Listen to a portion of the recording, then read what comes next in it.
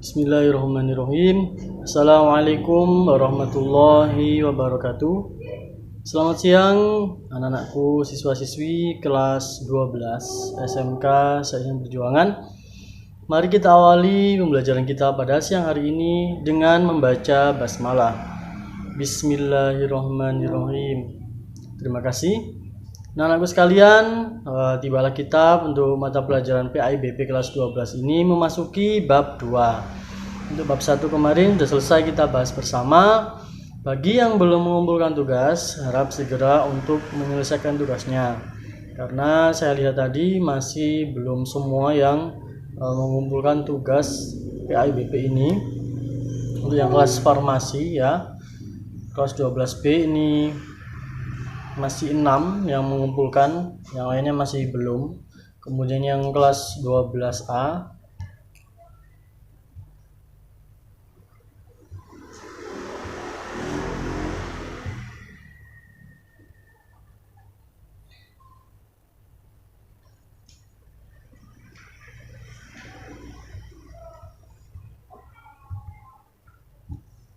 Oke, kelas 12A ini masih 12 yang menyerahkan, jadi masih lumayan banyak juga yang belum. Jadi silahkan untuk segera diselesaikan tugasnya supaya tidak semakin menumpuk. Begitu ya anak-anak ya. Oke, langsung saja kita melanjutkan untuk pembahasan kita pada siang hari ini di bab 2 PAIBP kelas 12 dengan tema meyakini qadha dan qadar melahirkan semangat bekerja. Ini lanjutan dari bab 1 kemarin yang sama tentang akidah ya, tentang keimanan, di mana kemarin kita sudah membahas mengenai rukun iman yang kelima, mengenai beriman kepada hari akhir, dan pada kesempatan kali ini kita lanjutkan untuk beriman kepada qadha dan qadar, merupakan rukun iman yang keenam. Langsung saja kita menuju ke peta konsepnya anak-anak. Qadha dan qadar, hakikat qadha dan qadar, kemudian makna iman kepada qadha dan qadar, hikmah iman kepada qadha dan qadar, meyakini qadha dan qadar, dan semangat bekerja. Itu adalah peta konsep dari bab 2 yang akan kita pelajari pada siang hari ini anak-anak. Selanjutnya yakni mari kita amati bersama. Di sini ada 4 gambar yang saya tayangkan sama dengan di buku paketnya. Ini ada gambar 2.1, malas bekerja mengemis. Kemudian 2.2, perbedaan bangunan kaya dan miskin. Gambar 2.3, bekerja keras, upaya mengubah takdir. Dan gambar 2.4, Mukesh Ambani, Muslim terkaya di dunia. Nah, anak-anak, itu silakan dicermati dari masing-masing gambar. Kira-kira dari gambar 2.1 itu isinya apa ya, menggambarkan apa di situ, sampai gambar 2.4. Itu silakan dicermati masing-masing. Silakan sudah difikirkan ya. Oke, sudah difahami. Kalau begitu langsung saja kita untuk melanjutkan kepada pembahasan. Nah, di sini anak-anak mengenai pengertian dari qadha dan qadar yang pertama ini ada beberapa ulama anak-anak yang memiliki pendapat berbeda. Yang pertama ada yang qadha dan qadar ini memang maknanya berbeda ya kan, yang pertama. Yang kedua, ada yang memang qadha dan qadar ini memiliki satu makna yang sama. Nah, itu anak-anak. Nah, bagaimana ini? Nah, yang pertama pandangan yang membedakan qadha dan qadar, mendefinisikan qadar dengan ilmu Allah Subhanahu wa taala tentang apa yang akan terjadi pada makhluk di masa mendatang. Sedangkan qadha adalah segala sesuatu yang Allah Subhanahu wa taala wujudkan atau adakan atau berlakukan sesuai dengan ilmu dan kehendaknya. Ada juga sebagian ulama yang justru membolak-balikan, istilahnya pengertian qadha menjadi pengertian qadar dan pengertian qadar menjadi pengertian qadha. Nah, ini adalah ulama yang berpendapat bahwa pengertian qadha dan qadar adalah berbeda. Kemudian ada yang pendapat yang menyamakan, yaitu definisinya adalah aturan baku yang diberlakukan oleh Allah Subhanahu wa taala terhadap alam ini, undang-undang yang bersifat umum dan hukum-hukum yang mengikat sebab dan akibat.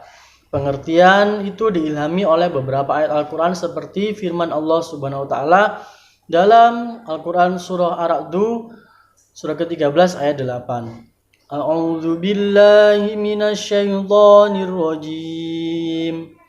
Allahu ya'lamu ma tahmilu kullu unsa wa ma taghidul arham wa ma tazdad wa kullu syai'in 'indahu bimiqdar. Shadaqallahul azim. Artinya Allah mengetahui apa yang dikandung oleh setiap perempuan dan kandungan rahim yang kurang sempurna dan yang bertambah, dan segala sesuatu pada sisinya ada ukurannya. Nah, anak itu ya. Kemudian ada satu ayat lagi di sini. A'udzu billahi minasyaitonir rajim. Alladzi lahu mulkus samawati wal ardi wa lam yattakhidh waladan wa lam yakul lahu syarikun fil mulk. ولم يكن له شريك في الملك وخلق كل شيء فقدره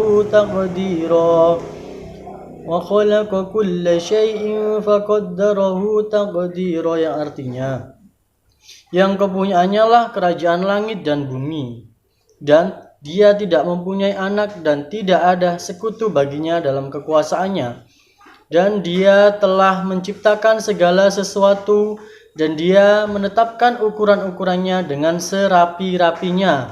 Al-Quran, Surah Al-Furqan, surat ke-25 ayat 2. Oke anak-anak, nah setelah kita tadi mempelajari tentang ada ulama yang berbeda pendapat, ada yang membedakan pengertian qada dan qadar, ada juga yang memang menyamakan qada dan qadar tersebut. Nah dari situ kita bisa menyimpulkan ya anak-anak ya. Dari pengertian tersebut dapat disimpulkan bahwa qada menurut bahasa berarti menentukan atau memutuskan. Sedang menurut istilah artinya segala ketentuan Allah Subhanahu wa taala sejak zaman azali ya, dalam kandungan gitu.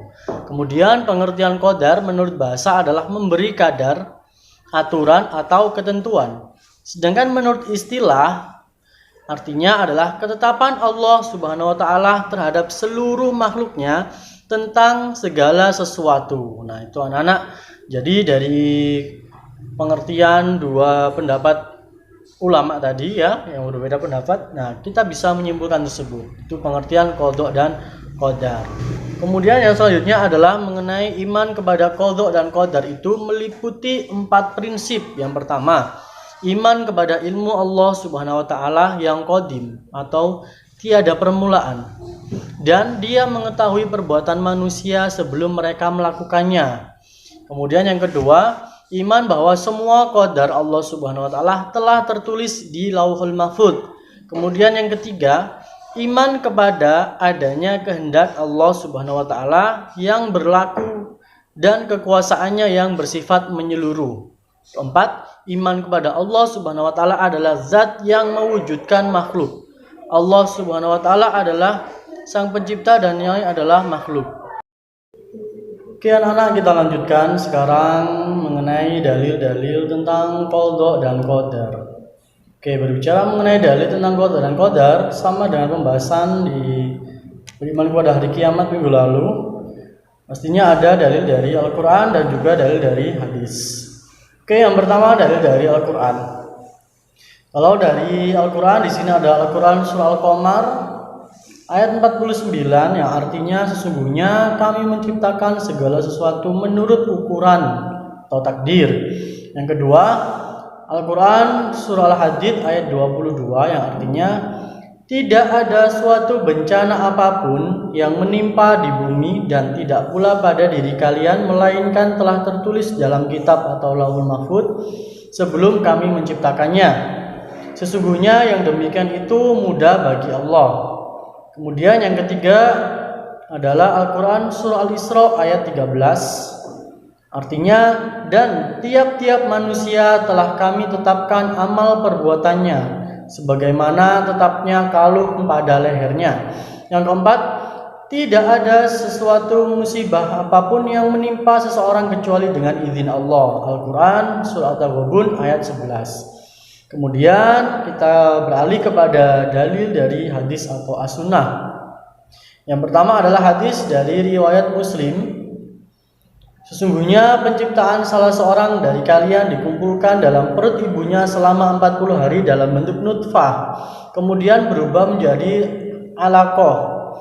Kemudian selama 40 hari berubah menjadi mudghah. Selama 40 hari kemudian malaikat dikirim kepadanya, kemudian malaikat meniupkan ruh kepadanya. Dan malaikat tersebut diperintahkan 4 hal: menuliskan rezekinya, menuliskan ajalnya, menuliskan amal perbuatannya, dan menuliskan apakah ia celaka atau bahagia. Demi zat yang tidak ada Tuhan yang berhak disembah kecuali Dia, sesungguhnya salah seorang dari kalian pasti mengerjakan amal perbuatan penghuni surga. Hingga ketika jaraknya dengan surga cuma 1 lengan, tiba-tiba ketetapan berlaku padanya. Kemudian ia mengerjakan amal perbuatan penghuni neraka, dan ia pun masuk neraka. Sesungguhnya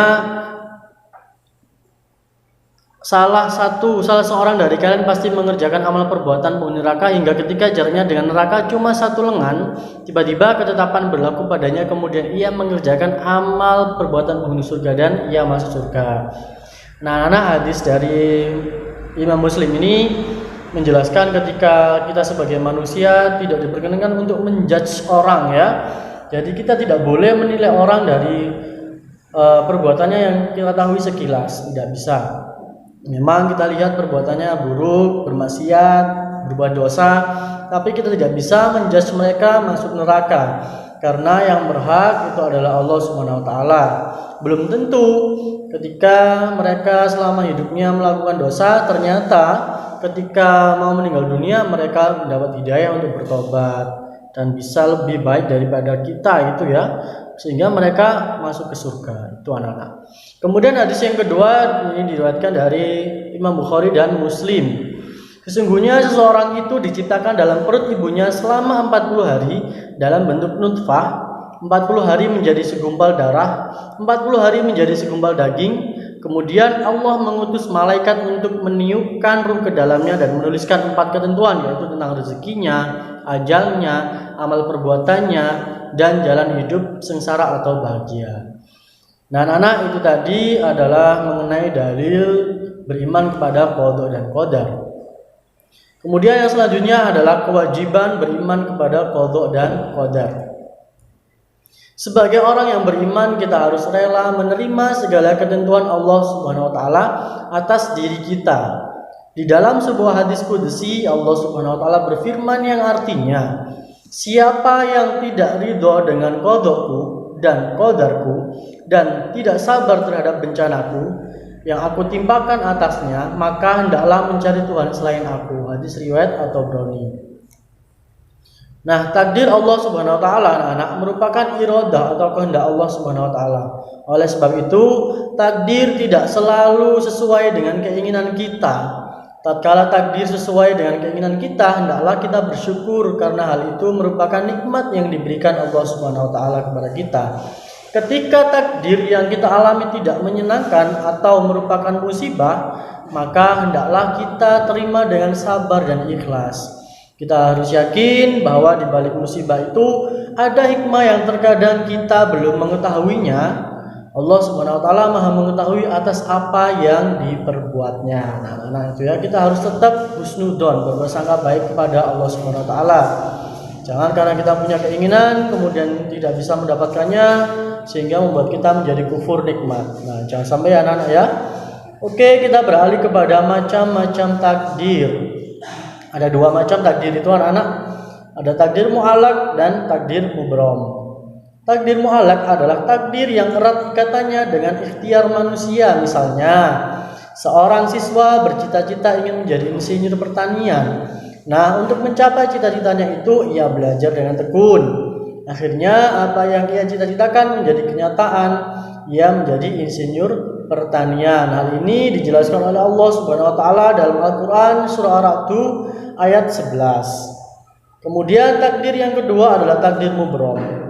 Takdir yang terjadi pada diri manusia dan tidak dapat diusahakan atau tidak dapat ditawar-tawar lagi oleh manusia. Misalnya, ada orang yang dilahirkan dengan mata sipit atau dilahirkan dengan kulit hitam, sedangkan ibu dan bapaknya kulit putih dan sebagainya. Nah, Itu merupakan hal yang biasa anak-anak. Jangan kemudian karena orang tua kita putih kulitnya kemudian kita hitam, nah di situ kita merasa istilahnya kayak Allah tidak adil kepada kita. Tidak. Allah itu Maha mengetahui apa saja yang terbaik untuk manusia dan tidak ada sifat buruk pada Allah Subhanahu wa taala.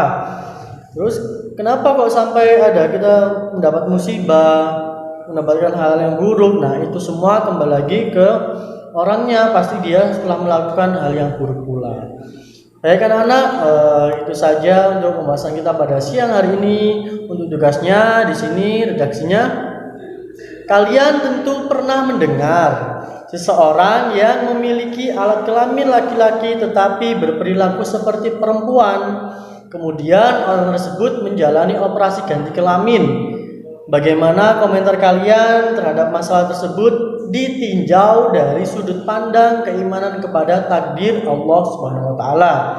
Nah, itu silakan ditulis di buku masing-masing pendapat kalian, ditinjau dari keimanan kepada takdir Allah Subhanahu wa taala. Jangan lupa untuk dikirim ke Google Classroom. Baik anak-anak, terima kasih untuk perhatiannya, tetap jaga kondisinya, tetap jaga kesehatannya. Di rumah saja tugas dari Bapak Ibu guru silakan dikerjakan dengan baik dan tepat waktu.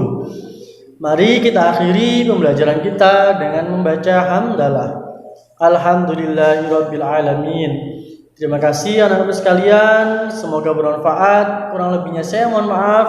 Ihdinas siratal mustaqim. Wassalamualaikum warahmatullahi wabarakatuh.